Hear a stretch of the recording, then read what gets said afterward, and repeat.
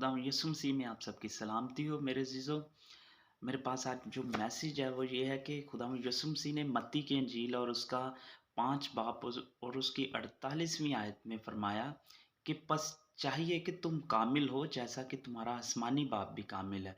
तो मेरे अज़ीज़ों यहाँ पर एक बहुत ही गौर तलब बात है कि जब हम माशरती तौर पर जब हम किसी से गुफ्तगू करते हैं या कामलियत के बारे में बात करते हैं तो बहुत दफ़ा हम लोगों का एक ही जवाब सुनते हैं कि कामिल तो सिर्फ़ एक है यानी खुदा।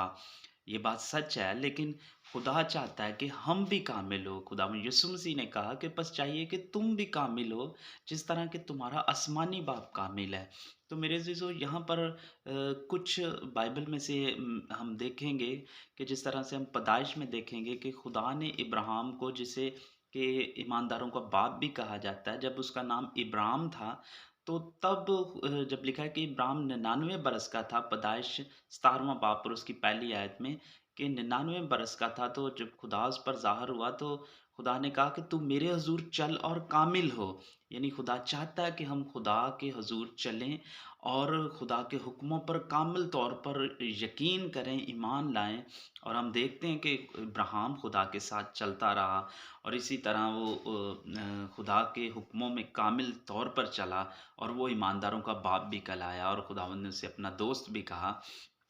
और इसी तरह हम अय्यूब को बाइबल मुक़द्दस में देखते हैं, जब शैतान अय्यूब की किताब में लिखा हुआ है कि जब शैतान खुदा के पास जाता है कि वो सारी दुनिया के हाल के बारे में बात कर रहा है, तो तब खुदा ने कहा कि तूने मेरे बंदा अय्यूब का हाल देखा है कि वो रास्तबाज़ शख़्स और कामिल आदमी है।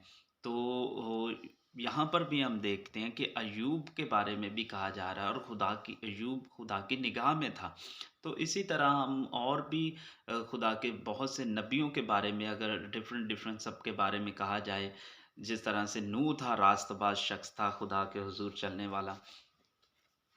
इसी तरह हम ज़बूर 101 है और उसकी छठी आयत में हम देखते हैं कि यहाँ पर लिखा है, मुल्क के ईमानदारों पर मेरी निगाह होगी ताकि वो मेरे साथ रहें।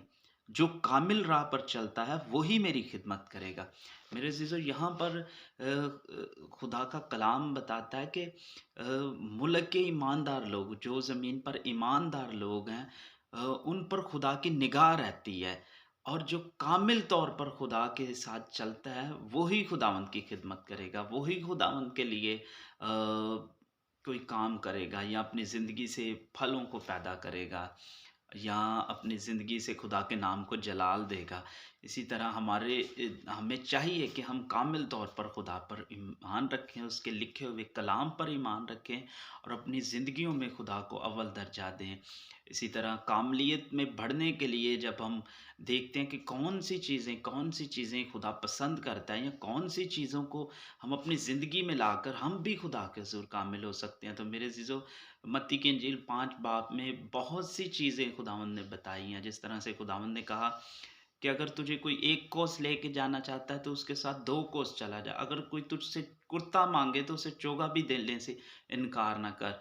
अगर तेरी कोई एक गाल पर थप्पड़ मारे, दूसरा भी उसके आगे कर दे। तो मेरे अज़ीज़ों, अपने दुश्मनों से मोहब्बत रखो और अपने सताने वालों के लिए दुआ करो, ताकि तुम अपने बाप के जो आसमान पर है बेटे-बेटियाँ ठहरो। ये चीज़ें हैं जो हमें खुदा के हुज़ूर कामिल बनाती हैं।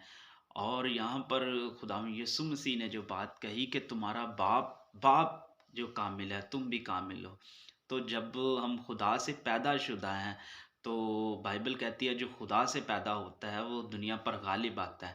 तो हमें भी चाहिए हम खुदा पर कलाम पर भरोसा रखें, खुदा के हुज़ूर अपनी सारी कंडीशन को लाएँ। अगर हम कमज़ोर हैं तो हम कहें कि खुदावंद हम कमज़ोर हैं, हम इस बात में कमज़ोर हैं। तो हम खुदा से क़ुव्वत पाएँ, तो खुदावंद जो तसल्ली और इत्मीनान का सरचश्मा है, बाइबल कहती है वो शैतान को जल्द तुम्हारे पाँव के नीचे कुचलवा देगा। हम ज़रूर इन सारी चीज़ों से बढ़कर हम अपनी ज़िंदगियों से खुदा को जलाल देंगे, खुदा को इज़्ज़त और जलाल मिलेगा। आखिरी आयत मैं जो आपके साथ शेयर करूँगा वो दूसरा शमूएल और उसका 22 बाब है और उसकी 26 आयत है। बाइबल मुक़द्दस में यूँ मरकूम है, रहम दिल के साथ तू रहीम होगा और कामिल आदमी के साथ कामिल।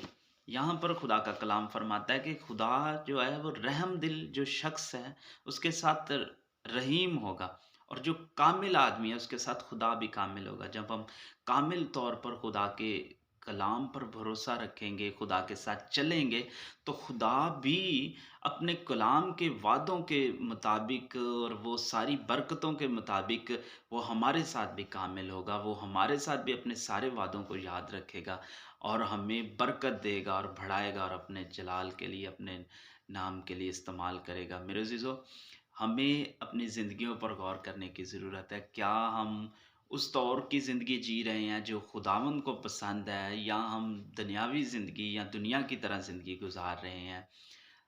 हमें ज़रूरत है कि हम खुदा के कलाम को पढ़ें, समझें और इसके मुताबिक अपनी ज़िंदगियों को गुज़ारें ताकि खुदा के नाम को इज़्ज़त और जलाल मिले। खुदावंद आप सबको बरकत दे। खुदावंद यीशु मसीह के नाम में, आमीन।